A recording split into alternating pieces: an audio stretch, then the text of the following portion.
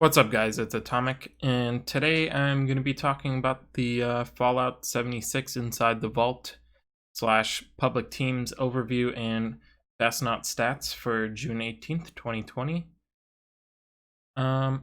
So let's just get right into it. If you guys want to leave a like and subscribe, I would greatly appreciate it. Planning on picking up maybe another game to cover as well. While I wait for the patch 20 to drop for Fallout 76.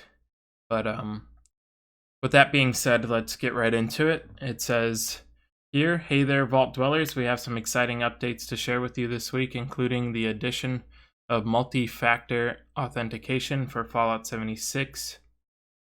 Public teams are also set to arrive in our next major patch, and they're going to make it easier than ever to form teams and get in-game bonuses for playing together.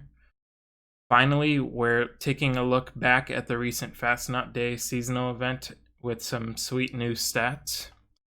So the multi-factor authentication is probably just the two-step authentication that most games use, like Rainbow Six Siege or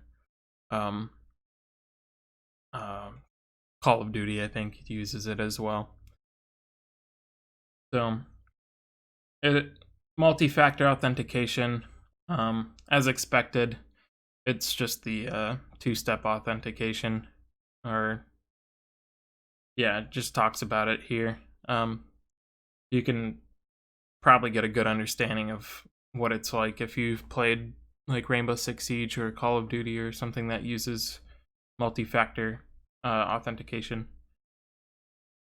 And it says, conquer the wasteland with public teams. Over time, we've received lots of requests from Fallout 76 community for quality of life improvements when it comes to finding other players and forming teams.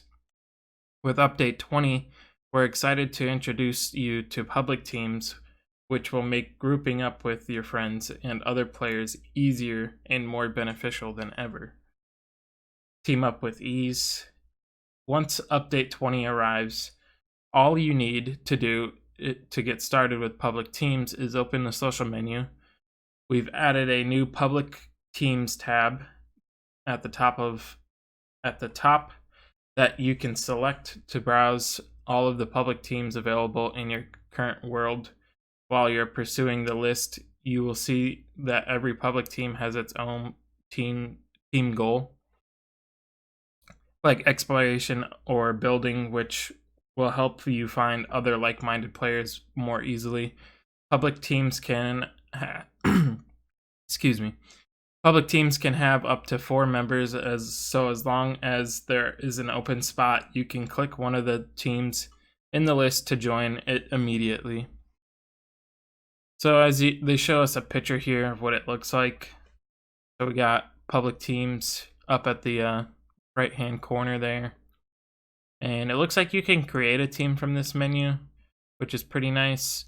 And then it looks like there's some other options there as far as the missions go that they're talking about how everyone has like their own like daily or public events to do. And then down here it shows the Fasnacht event, but that's probably just a placeholder image, to be honest. But it looks like you can increase the XP by having some sort of bonds form over time while playing with teammates on public teams. So if you get up to 3, like level 3 bond, or I should say, yeah, you level up your bond 3 times, it looks like you're getting 100% XP for completing public events. So basically double XP. And now I wonder if this is stackable with like their double XP weekends as well, which would make it 200% XP, which is quite insane, to be honest. It says here, you can also take a look at the in-game map to check out where public teams are in the world. Team leaders will display special icons on the map showing their current team goal, and you can click on them to see additional details or join their team directly. So if you guys have like a common goal, maybe you guys can join together and just do that. See, now I wonder if you can also set one up for like grinding legendaries or public events as well, because that would be kind of cool to just run a bunch of public events with some randoms. That way you guys are leveling up your bond while playing, basically, and you don't have to do it solo, which is nice. It says create your own public team. If you don't find what you're looking for in the list or on the map, hit create new team button to kick off a public team of your own. Next, you will need to select a goal for your team. There are currently 6 of them available to choose from: hunting, roleplay, events, exploration, building, or casual. You and your teammates will receive a buff based on the theme of your team goal. So choose carefully to make sure you attract teammates who share your ambitions. So the hunting one, it says bonus XP for legendary kills. So that might be good for like just hunting down legendaries, if you know the legendary spawns. And then you get bonus charisma for roleplay. You get the bonus XP event, or bonus event XP for events. Exploration, you get public team benefit, bonus endurance. I mean, I have maxed out endurance, so it doesn't really matter. Building, bonus intelligence, which is pretty nice. So you can like throw on like science 1 or science 2, or you know, some of the building perks that are in the game. And then casual, get a public team benefit, bonus luck. So it's nice that you get a bonus for doing this, because it basically just means that like you'll be able to get a little bit of a buff. Now it says here, once you've selected a goal, your public team will be created, and all players in your current world will receive a notification that a new public team is available, except players you've blocked, and vice versa. With any luck, your team will soon fill up with some friendly faces, and you can take on Appalachia as a group. After being on a team together for a short time, you and your new teammates will begin to form bonds. So I'm thinking the whole goal of this is so that way you can make new friends, basically.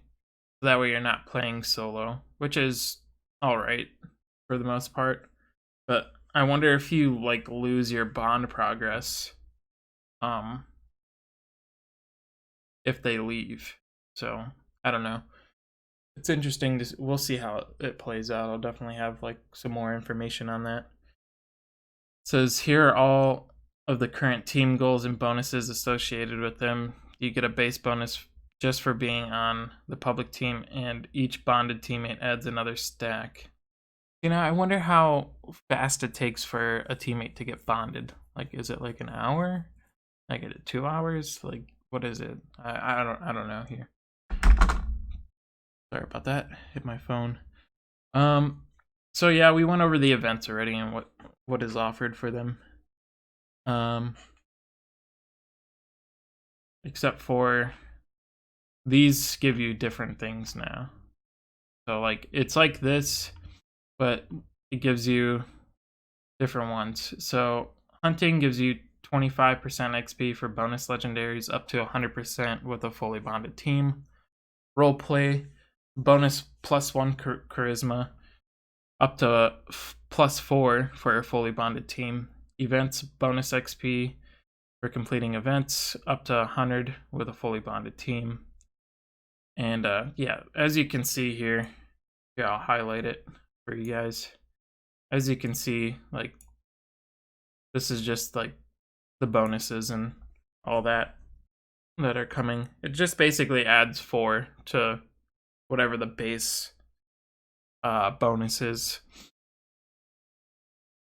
Says, want to change up things? Don't worry, you're not stuck with the goal you picked when you started your team. Multiple public teams of the same type can coexist in a world and you're free to switch your team goal at any time using the special menu. Just make sure you give your teammates a heads up when you do. If you need to make a roster change, you also have the ability to kick or block any players from your team who don't turn out to be very nice. So that's pretty nice. And then it talks here about normal teams. So right now you can obviously have a normal like fire team. It says normal/private teams are, or teams as you know them today, will still be available after public teams arrive. Any team you form through direct invite or form of main menu will begin as a private team. Once you're in game, you can choose to turn your private team into a public one using the social menu. In fact, the best way to ensure your friends get guaranteed spots in your public team is to invite them to a private team and then convert it when you want to fill empty slots. So that's pretty nice for the most part.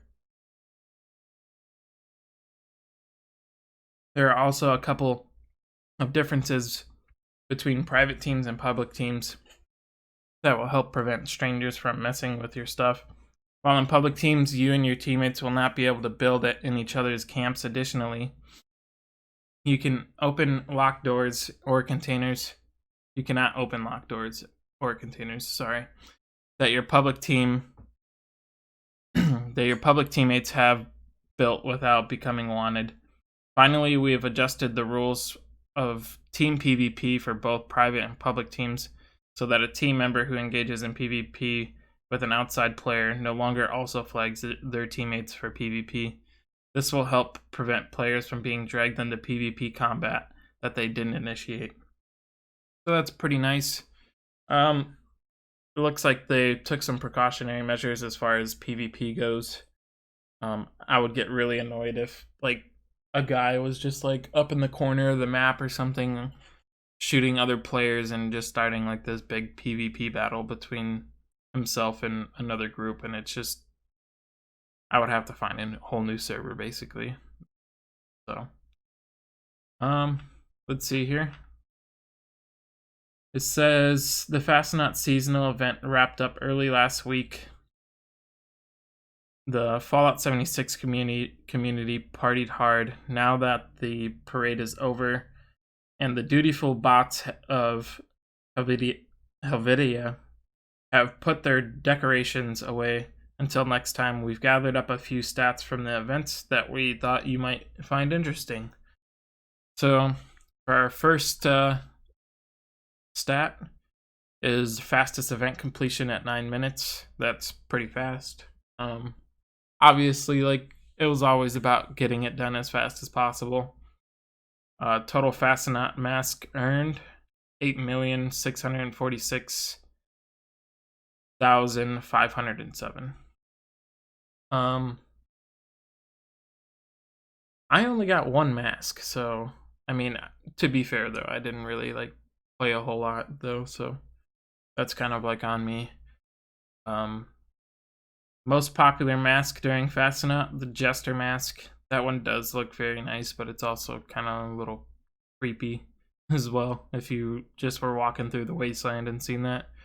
Percent of all nukes dropped on Helvetia, 3%. See, I never encountered a nuke dropped on it, but that would be kind of awesome too. That kind of would have been awesome because a lot of the enemies would have been legendary then. Good way to get legendary script.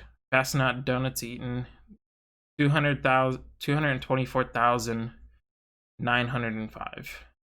And that's pretty much it for the Inside the Vault this week, guys. Once again, if you guys like me doing this kind of content, you know, leave a like and subscribe. I would like to do like some, you know, like other videos maybe about Fallout 76, like people sending me like photos or something like that, and I just put them in like a top 10 photos of the week or something, or of the day, just to kind of see like the funny randomness that happens in the wasteland. That would be kind of cool, but I don't really have the subscriber number to be doing something like that, even though it would be awesome as well, just to see what you guys think of it. But without that being said, obviously, I'll see you guys in the next one.